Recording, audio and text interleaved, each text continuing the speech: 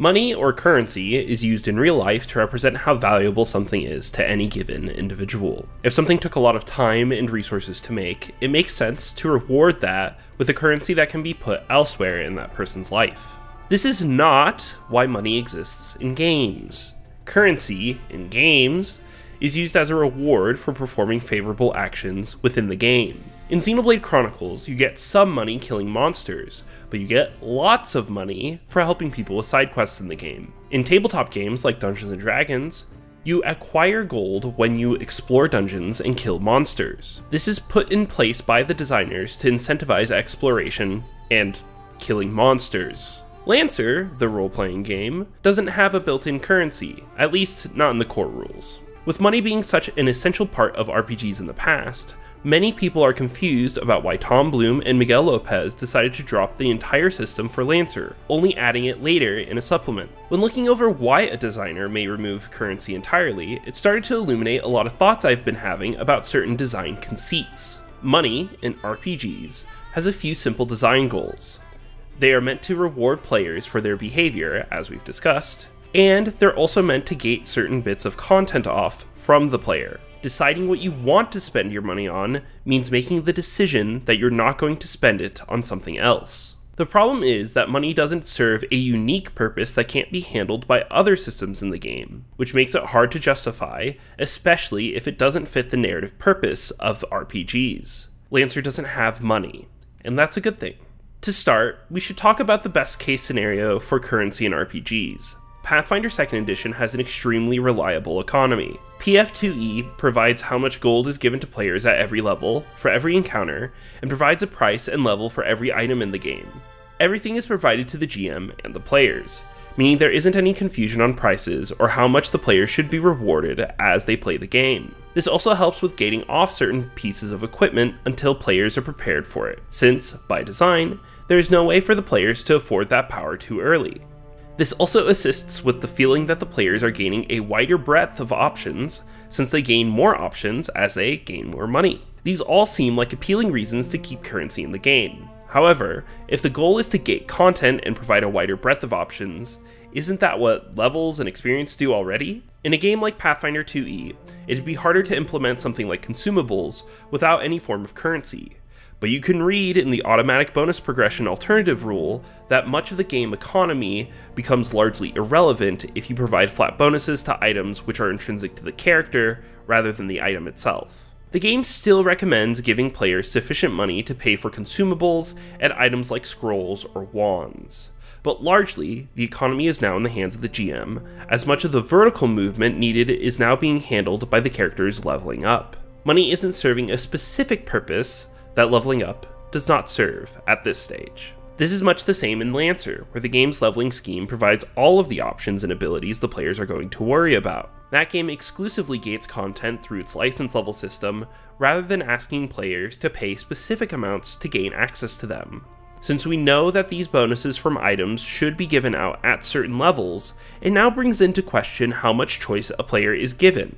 If you know that you will have to buy certain items to stay on level with the game, then it doesn't really make sense to provide this illusion that those funds could be spent elsewhere. While some people may argue that they decided to forego the vertical progression for the sake of getting something else, this fails to understand that Pathfinder 2nd Edition's enemies take that vertical progression into account. Additionally, if your GM decides to provide you with extra funds you would otherwise not have, you are still restricted by the settlement level. No amount of money in the world is going to change the fact that the town you're in only sells items up to level 6.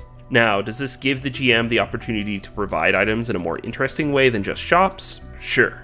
But it also goes to show money is a redundant way to gate content in these broader role-playing games. Due to the way item levels and settlement levels work, GMs have a ton of ways to control what their players have access to without using any form of currency at all. While I've been criticizing a lot about Pathfinder 2nd Edition, I still believe that's the best case scenario for these D20 fantasy games. Other systems, such as D&D 5e, do it much worse by providing gold as a currency, but not having any kind of item restriction whatsoever, nor any gold cost for higher tier items. This obviously causes issues.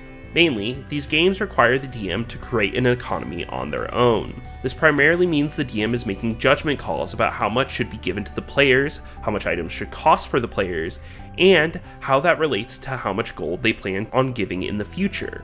This puts a lot on a DM's shoulders for the gold economy to work. This is extremely problematic, primarily because of the lack of any sense of reliability for how much items should cost and how often gold should be rewarded. Rather than the player being given clear expectations, they're at the whim of the specific DM they're playing with. It's especially baffling in the case of 5e, because the game has its own tools for restricting players from gathering large swaths of power through attunement slots and concentration. Like Pathfinder, this gets a bit more complicated with consumables.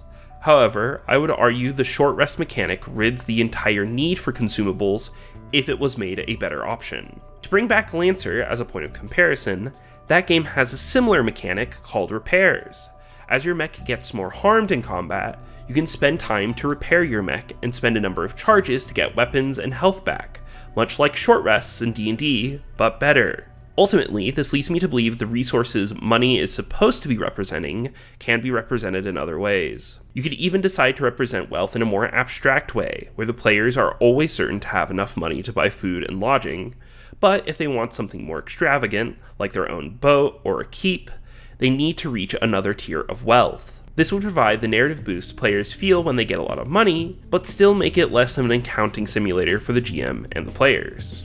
Speaking of accounting, isn't it weird to worry about money at all in these games where you're supposed to be larger than life heroes? The Fellowship never discussed how much it would cost to buy a magic sword, or if they should spend money to learn a spell. It doesn't make much sense for your average D&D party to have the same conversations, at least in a super heroic game where you're often powerful enough to make any average person look like an ant. Even if you love currency mechanics in RPGs, it's not as though the tone of the game would change all that much if your superpowered near-deity characters didn't have to worry about money at all. Going back to Pathfinder 2e, worrying about money should not happen if the GM is giving money out according to how the game recommends.